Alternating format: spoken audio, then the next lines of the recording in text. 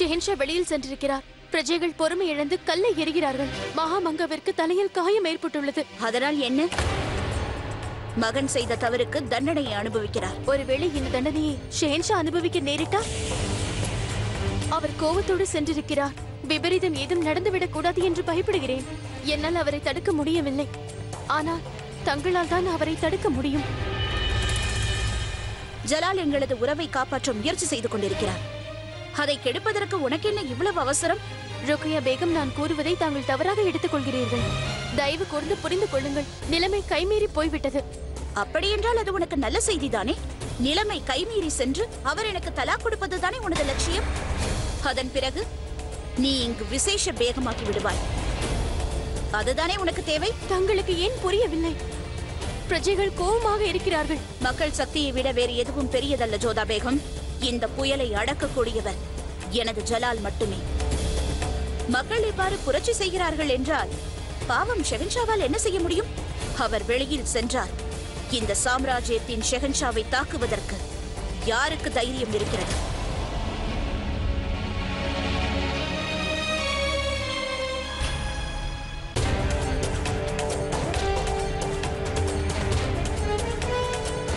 ஷெஹன்ஷா, மகாமங்கவிற்கு நிறைய ரத்தம் போய்விட்டது.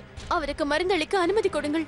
தங்களுக்கு தெரியாதா ஜோதா பேகம், எனது பெரியம்மா மிகவும் உறுதியானவர். முகலாய ராஜ்யத்திற்கு எவ்வளவு தியாகம் செய்தவர்.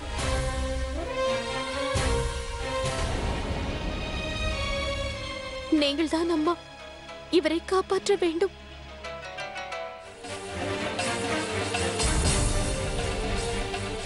அனைவரும் இங்கே ஏறுங்கள். இவர்கள் என் மக்கள். இவர்களை பார்த்து நான் பயப்பட மாட்டேன். வாருங்கள் பெரியம்மா. ஷெஹன்ஷா, வெளியில் காவலை அதிகப்படுத்தி இருக்கிறோம். இருப்பினும் தாங்கள் கோட்டையிலிருந்து மக்களை சந்திப்பது நல்லது.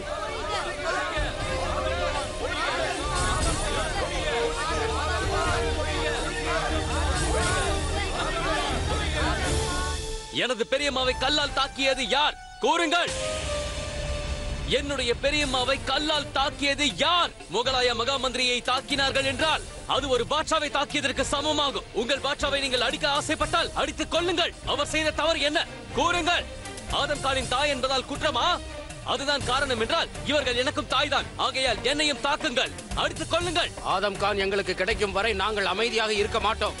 ஜலால், ஆதம்க்கு பதிலாக என்னை தண்டிக்க நினைத்தால் அதனால் இவர்கள் கோபம் அடங்கும் என்றால் இவர்கள் என்னை தண்டிக்கட்டும். இல்லை பெரியம்மா, இந்த பிரச்சனைக்கு அது தீர்வாகாது.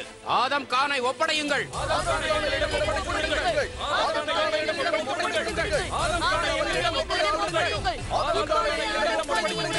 நிறுத்துங்கள். ஷெஹன்ஷா இதுவரை செய்த அனைத்தும் மக்களின் நன்மைக்காகத்தான். அவரது தீர்ப்பை நீங்கள் ஏற்றுக்கொள்ள வேண்டும். எந்த சூழ்நிலையிலும் உங்களுக்கு அநியாயம் நடக்காது. தயவு செய்து நம்புங்கள். ஏற்கனவே அநியாயம் நடந்துவிட்டது உசூர். உண்மை என்னவென்றால் நான் இந்த சட்டத்திற்கு பலியாக போகிறேன் உசூர். என் மனைவியை விவாகரத்து செய்ய வேண்டும் என்று எனக்கு கட்டளை வந்துள்ளது. இது எவ்விதத்தில் நியாயமாகும் உசூர்? தாங்களே கூறுங்கள் உசூர். இதற்கு பதிலாக ஷெஹன்ஷா தங்களுடைய வாளை எடுத்து என்னுடைய தலையை கொய்து விடுவதே மேலானது உசூர். கொய்து விடுங்கள். இப்படியே போனால் முகலாய சாம்ராஜ்யத்தை விட்டு வெளியேறுவதை தவிர எங்களுக்கு வேறு வழி இல்லை. ஆனால் சட்டத்தின் முன் அனைவரும் சமமே. அது நானாக இருந்தாலும் சரி. அதனால் நான் ருக்கையாவிற்கு தலாக்களிக்க தீர்மானித்தேன். நானும் மகாராணி ருக்கையா பேகத்தை மிகவும் நேசிக்கின்றேன். இருந்தாலும் கூட அவருக்கு நான் தலாக் அளிக்க போகிறேன். அப்போதுதான் நீங்களும் இந்த சட்டத்தை பின்பற்றுவீர்கள். இந்த சட்டத்தை மாற்றிவிடுங்கள். ருக்கையா பேகத்திற்கு தலாக் அளிக்காதீர்கள். நீங்கள் இயற்றிய சட்டங்கள் அனைத்திற்கும் நாங்கள் தலைவணங்கி இருக்கிறோம். நீங்கள் விரும்பினால் நாங்கள் இதையும் ஏற்றுக்கொள்கிறோம். ஆனால் அதற்கு மாறாக எங்களிடம் ஆதம் கானை ஒப்படைத்து விடுங்கள். நாங்கள் அதற்காகவே காத்துக் கொண்டிருக்கிறோம். அவனால் தான் இவ்வளவு பிரச்சனை. அவனை கொன்று நாங்கள் எங்கள் ஆத்திரத்தை தீர்த்துக் கொள்கிறோம்.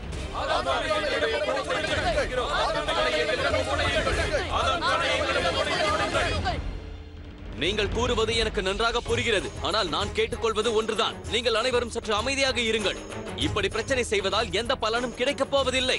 நான் கேட்டுக்கொள்வது என்னவென்றால் நீங்கள் ராஜ்யத்திற்கு இடையூறு விளைவிக்க கூடாது. அதனால் நான் இந்த விஷயத்தை பற்றி அனைவரிடமும் விசாரிக்கிறேன். அதற்கு பின் நான் உங்கள் அனைவர் முன்பும் வருகிறேன். ஆனால் அதுவரை என்னுடைய விண்ணப்பம் எதுவென்றால் நீங்கள் அனைவரும் சற்று அமைதியாக இருக்க வேண்டும்.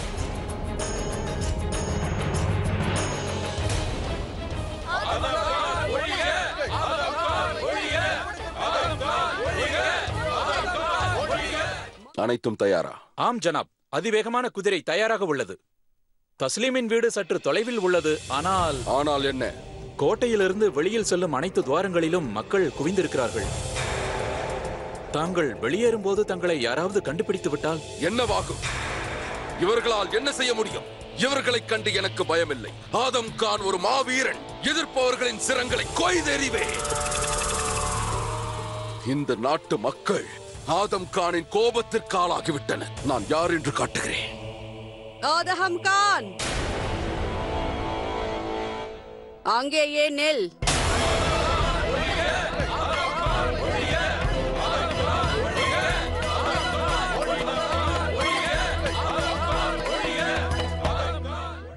நீ பிரஜைகளுக்கு பயப்பட வேண்டிய நேரம் வந்துவிட்டது. உன்னுடைய நிழலை பார்த்தாலும் வெட்டி வீழ்த்தி விடுவார்கள் இந்த மக்கள். என்ன கூறினேன்? நான் உன்னிடம் என்ன கூறினேன்? நான் கூறும் வரை ஆதம் கானை வெளியே விடாதே என்றேன் அல்லவா? ஆதம், உனக்கு இது விளையாட்டாக இருக்கிறதா? மரணம் உன்னை நிழல் போல் தொடர்ந்து வருகிறது. இருந்தாலும் அந்த ஒன்றுக்கும் உதவாத தாசி உனக்கு தேவைப்படுகிறாளா? மக்களுக்கு கோபம் வந்தால் என்ன நடக்கும் என்று உனக்கு தெரியாது ஆதம். மக்கள் சக்திக்கு முன்பு நீ காணாமல் போய்விடுவாய். பிறகு உன் தாயை நினைத்தாலும் உன் அடையாளம் கூட தெரியாமல் போய்விடும். கேட்கிறதா? மரணம் உன்னை கூக்குரலிட்டு அழைப்பது கேட்கிறதா ஆதம்? உன்னை கொல்பவர்களை நீ பார்க்க வேண்டுமா? என்னுடன் வா, நான் காட்டுகிறேன். உன் கண்களாலேயே இந்த மக்கள் வெள்ளத்தை ஒரு முறை பார்.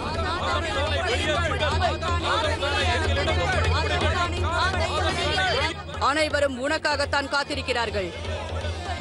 இவர்களில் ஒவ்வொருவரும் ஒவ்வொரு கல் எறிந்தால் உன்னை சுற்றி மலையே உருவாகிவிடும். நீ பிழைக்க முடியாது. மக்கள் சக்தியை என்றுமே குறைவாக எடை போடாதே ஆதம். இதிலிருந்து தப்ப நினைக்கிறாயா? தப்பிக்க வேண்டும் அல்லவா? அப்படி என்றால் ஒன்று செய். வாயை மூடிக்கொண்டு நான் சொல்வதை மட்டும் கேள். அனைத்தையும் என்னிடம் ஒப்படைத்து விடு. வா என்னுடன்.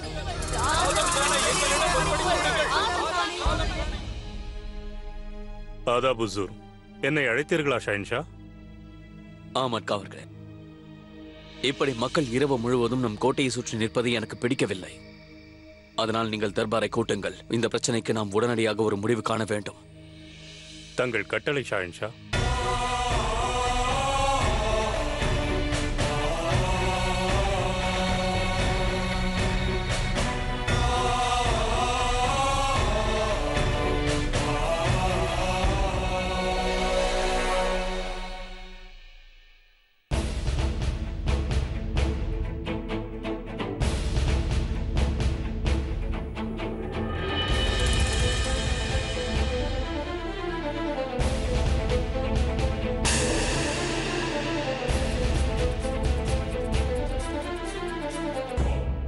உன்னுடைய விவகாரத்தை நான் முழுவதும் ஆராய்ந்து விட்டேன் ஆதம் கான். ருக்கையா பேகத்திடமும் ஆலோசித்து விட்டேன். ஏனென்றால் இதில் அவர்களது மனம் காயமடைந்துள்ளது. அதனால் உனது விவகாரத்தில் நாங்கள் எடுத்த முடிவு என்னவென்றால், மக்களிடம் உன்னை ஒப்படைக்கப் போகின்றோம். அவர்களே உனக்கு தண்டனை அளிப்பார்கள்.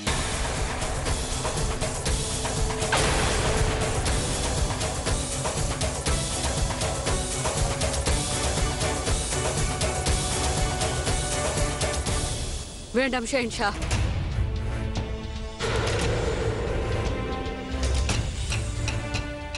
ஷஹன்ஷா, அவ்வாறு செய்யாதீர்கள். ஆதம் கானின் மீது தயை காட்டுங்கள். தாங்கள் என்ன கூறுகிறீர்கள் பெரியம்மா? நான் வேண்டி கேட்கிறேன். ஆதம் கானின் மீது தயை காட்டுங்கள்.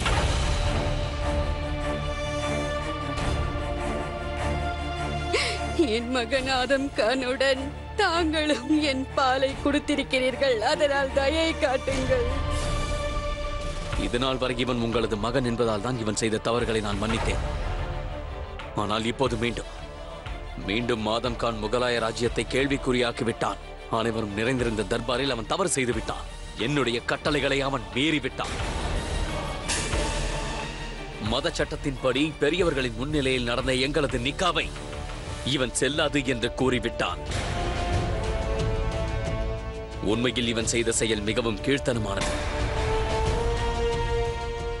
நீங்கள் கூறியது உண்மைதான். நீங்கள் சொல்வதை நான் ஒப்புக்கொள்கிறேன்.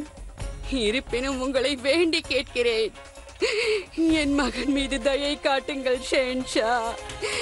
என் மீது தயை காட்டுங்கள் என்று நான் கூறுவதன் அர்த்தம் அவனை மன்னித்து விடுங்கள் என்பதல்ல.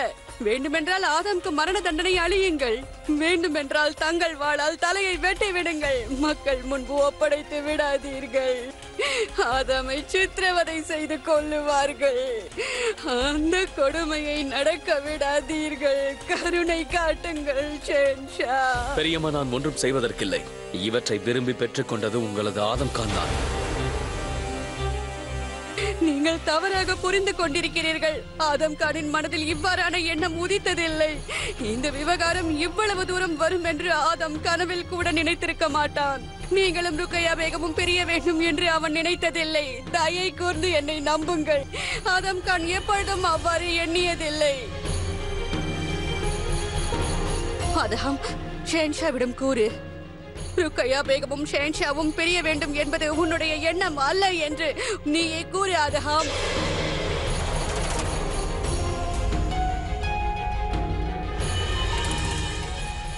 ஆதம், ஷென்ஷாவிடம் கூறு. உன் பிடிவாதத்தை விட்டுவிடு ஆதம். உன் அம்மாவிற்காக உன் வாயை திறந்து பேசு ஆதம். நீ அவ்வாறு நினைக்கவில்லை என்று கூறிவிடு. ஷென்ஷா, என்னை மன்னிக்க வேண்டும். நான் அவ்வாறு எண்ணியதே இல்லை.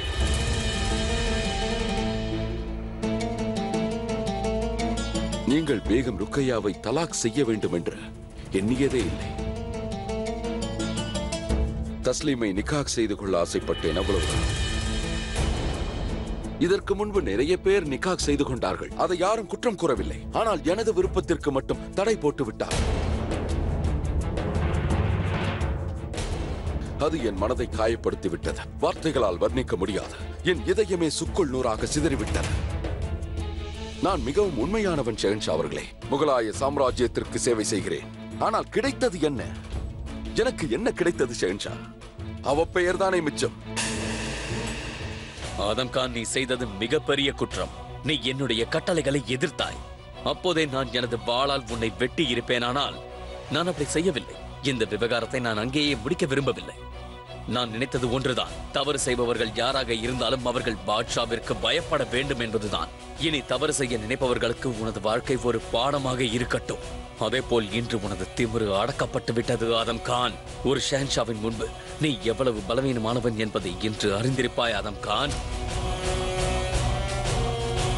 எனது பெரியம்மாவால் உன்னை நான் உயிரோடு விடுகிறேன் என்பதை நினைத்து சந்தோஷப்படு. ஆனால் தண்டனை மட்டும் நிச்சயமாக கிடைக்கும். அந்த பொறுப்பை நான் ருக்கையா பேகத்திடம் அளிக்கிறேன்.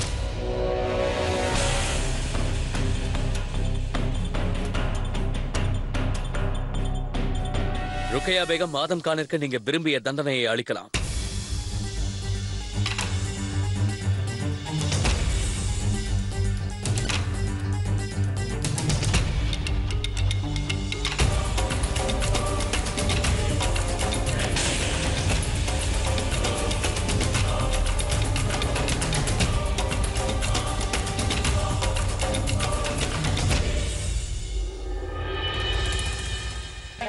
தாங்கள் எனக்கு தோழன் மட்டும் அல்ல, கணவர்.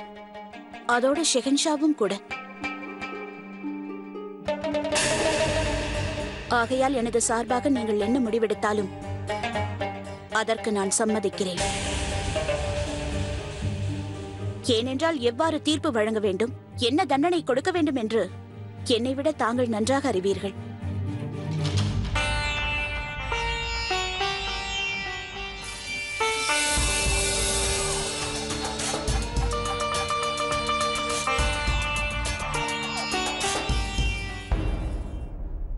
ஆதம் கான், உன்னுடைய தண்டனை என்னவென்றால் மால்வா சுபைதார் பொறுப்பில் இருந்து உன்னை நான் விலக்குகிறேன்.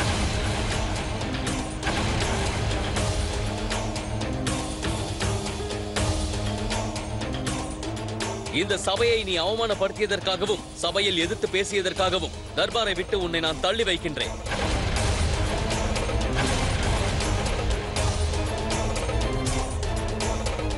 முகலாய சாம்ராஜ்யத்தில் இருக்கும் அனைத்து பொறுப்பில் இருந்தும் நான் உன்னை விலக்குகின்றேன். இனி நீ ஒரு சாதாரண மனிதனாகத்தான் இருக்க வேண்டும்.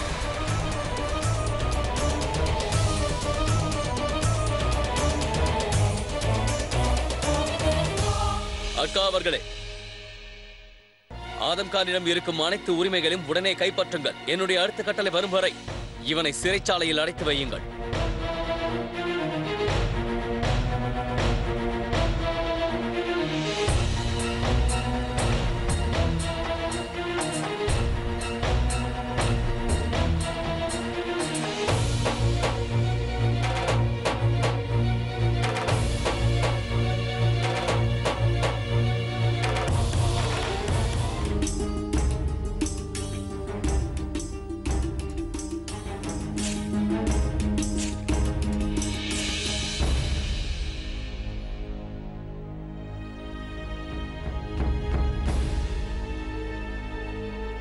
நான் எப்போதும் எனது மக்கள் என்னுடைய தீர்ப்புக்காக உண்ணாமல் உறங்காமல் காத்திருப்பதை விரும்ப மாட்டேன். அதனால்தான் இந்த விவகாரத்தில் நான் முடிவெடுத்து தீர்ப்பும் வழங்கிவிட்டேன். ஷஹன்ஷா ஜலாலுதீன்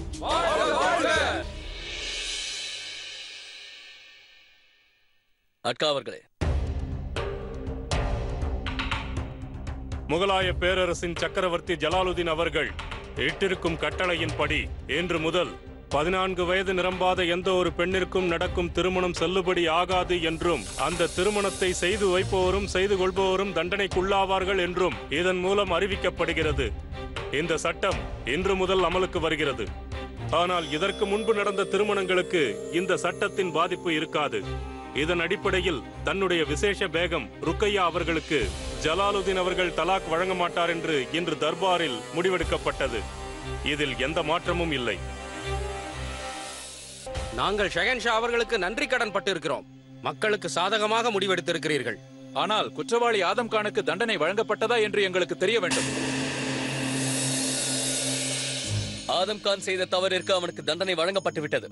அவனுடைய பதவி பறிக்கப்பட்டு அவனை சிறைச்சாலையில் அடைத்து விட்டோம். அது மட்டுமல்ல, விசேஷ மற்றும் தினமும் நடக்கும் தர்பாருக்கு அவன் வருவதற்கு அனுமதி மறுக்கப்பட்டு விட்டது. இங்கு வந்திருக்கும் ஆயிரக்கணக்கான மக்களுக்கு, உங்கள் அனைவருக்கும் நான் தாழ்மையோடு கூறிக்கொள்வது என்னவென்றால், உங்களுடைய குழந்தைகளின் எதிர்காலத்தை கணக்கில் கொண்டே இந்த சட்டம் நிறைவேற்றப்பட்டிருக்கிறது. அதோடு இந்த சட்டத்தில் சுயநலமோ தவறான எண்ணமோ எதுவும் இல்லை. முகலாய பேரரசு ஷஹன்ஷா ஜலாலுதீன், ஷஹன்ஷா ஜலாலுதீன், ஷஹன்ஷா ஜலாலுதீன், மகாராணி ருக்கையா பேகம், மகாராணி ருக்கையா பேகம், மகாராணி ருக்கையா பேகம். நமது ஷஹன்ஷாவை ஷஹன்ஷா எடுத்த முடிவுக்காகவே வாழ்ந்திருக்க வேண்டும்.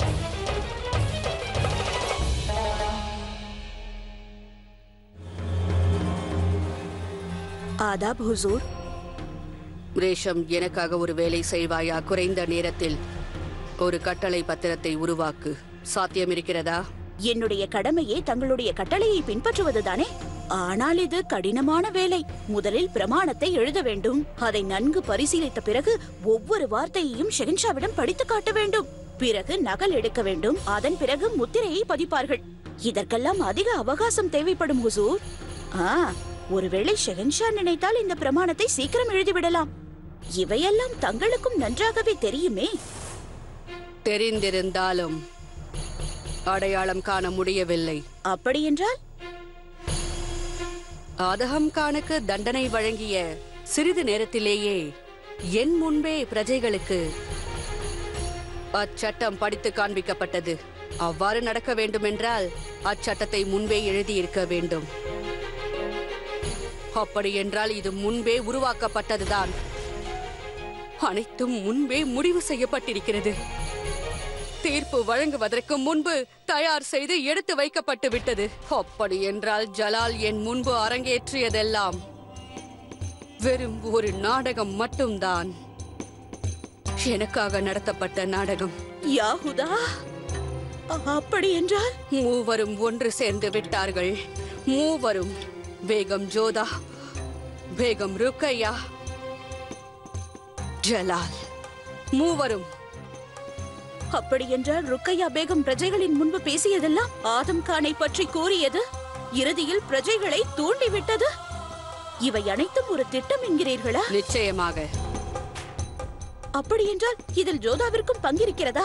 எனக்கு ஒன்றும் விளங்கவில்லை ஹுசூர். இதுதான் ஜலாலிடம் இருக்கும் திறமை. அவன் சிங்கத்தை போன்று பலம் வாய்ந்தவன், நரியை போன்று அறிவாளி. அற்புதம் ஜலால். உன் பெரியம்மாவை நயமாக ஏமாற்றி விட்டாய். அற்புதம்.